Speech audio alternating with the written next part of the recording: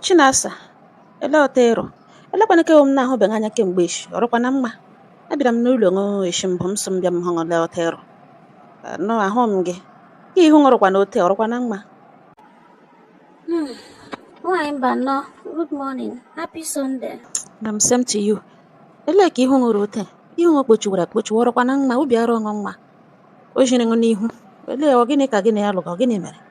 Gwa m ihe ụwa wụnọ. Nwaanyị mba na-ịgwanye eziokwu, ihere emegbugwana m. Ihere emegbugwana m, ihere alaala m n'iyi. Nwata nwoke kele mụ na-emege nnọọ ihe famili ke ha wụ nnọọ ihu n'ihu ke ha nwoke ndị ike. Ahụ na m ụmụnne ya abụọ. Nwaanyị mba nnọọ ejichaghị ugbo azụ kwurocha ihu n'ihu ihe adụdụghị. Ke nwoke mere nnọọ ihere egbugwana m. Chai, nwaanyị mba nnọọ. Mgbe ụfọdụ m lego onwe m otu na olu ya rụtala m ebe m daba. Ya wụnọ, ngịrị mere.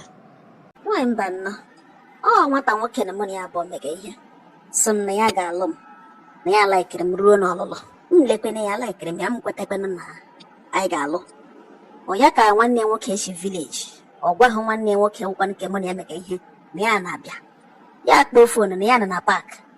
Nwanne nwoke ajụọ so na paakị emege na ya bịara ịhụ ya na ọhịa ọjọọ. Anyị gawa, m si ebe ncha ga pikite hapụga ọka mgbede. Anyị gawawa, anyị gaga epikite. Nwanne nwoke na-abara isi lọta, ọ ga-esi gbaa ụzọ niile. Enwe onye ga na-akpọ ya jụọ ma ọ bịarutewele ele ebe ọ nọ. Ọ gbagide bịarute n'ụlọ ya, o ji nọmba ya gwa ya na ọ ga-ahụ dịka ije next time na ya agaghị agbaghịrị ya ụzọ. Ikwucha ka ahụ aga ya, m ga-eji ya rum ya dosa akpa ya na rum. M shie mmiri ọkụ bupụrụ ya awa shie n'inye ya erie. Ọ ya ka anyị niile wụsara na sitting room na-elege telivishọn.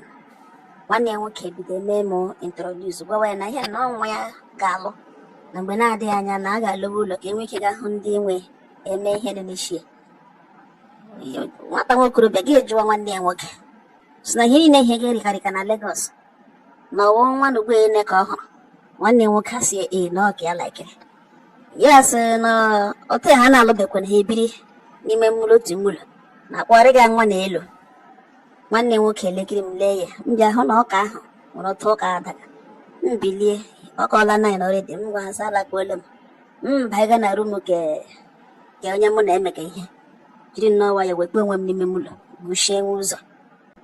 Enwezighị ya na nwanne nwoke kpatara ama m lakpuru. Nwanne nwoke anọtụ ọ nụrụghị 30 minutes ya lakpute gụchie ụzọ lakpute. Nwaanyị mba nnọọ, ọ ya ka mụ na ke mụ na-emega ihe nọ n'elu bedi na-akparawa nkata. M nọkwa na-ajụ ya so ajụjụ ka nwanne nwoke jụga ya na okwe eme nọ ege ihe ke na o tokwara m ọchị somehow. N'ihe m legekwere ya anya ka ọ gwana nwanne nwoke sa ya nakọtagone na ele ihe o jiri ọsa ya that part. Ihe ewu nkata anyị nọ na-akparịwa na-achị ke mụ na-emega ihe so na m hapụ nwanne nwoke ahụ na ọ na-eme ka onye egbuwara isi. Ọ ya ka anyị kpachara nkata, nwanne nwoke bido rịarịwa m n'ahụ ka anyị gwuriri. M si mba, nwanne m nwoke mara mbembe. Ọ sị na ọ jụrụ m ajụjụ ahụ ịsa ya egwuregwu ka anyị gwuge nga anụ ntara ka anyị nọ. M si mba na ya hapụ m biko. M si ya mba na ya hapụ m aka ka m hie ụra. Amakwanụ m na mgbe eno ntara ọ lapitere ọ gbachighi ụzọ. Ihe o mere ụjọ ọsọ gbochi ụzọ gbanye ọkụ mmago ego n'elu beti. Ọ ya ka anyị nọ mgbe m gbagidere gbagide kpọrọ ọ ka dị m ike. M lege ya sọ ọwụ na ọ ga-eri ihe okwe m n'anya, ọ na-aga aga ya n'anya, ọkwa na-aga m n'anya, ọ bara uru. M hapụrụ ya gbuchie nwe niile eruola ala. Nwanne nwoke nọ n'elu m alọọla gịrị, isi agbajuola.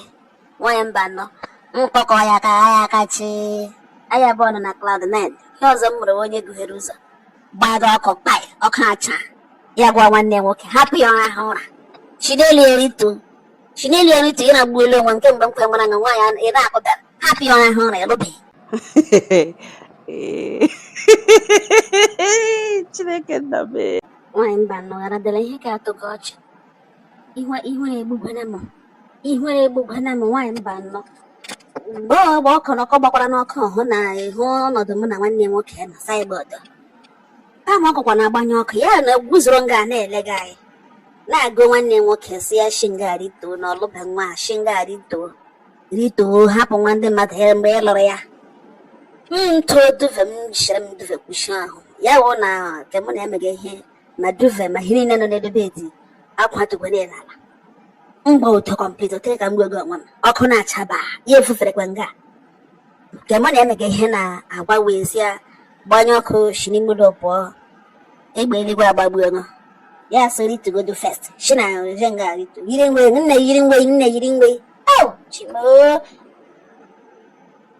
nwanne nwoke ka mụ na emega ihe ewere oso were iwe nwatuo gbara ụtọ chụ ya ka ọ ga bilaga ya ọnụ n'ala ya agbalaga gbakpuo na rume ya kwuchi ụzọ anyị chema nga ka o bere kemgbe ihe kwere ma elekpuwa ya gbachi ụzọ ya dezi ya anya aka na dọ ole ha ala agbachiri ụzọ eshiri ime gbachie ihe ọzọ ga-anọ ofe dọ na-etiwo hapụkwa nwa ọra ha ụra elobekwe ya elu nọrọkwu ala nọrọkwu hapụkwa ya ọra ha ụra ọkwa menụ n'elu ya ugbo ritukwo hapụkwa ya ọra ha ụra enyi m nwoke ga-anọ ebe na-agụ si ihe ga-eme ka ọ hapụ ịla ọnọ ihe o mere me ya belele na ole okwewoghị idi ya nọrọ nga nye ya ego moto dupụga ya na paakị ọ lacha na ọnụ vileji ugbo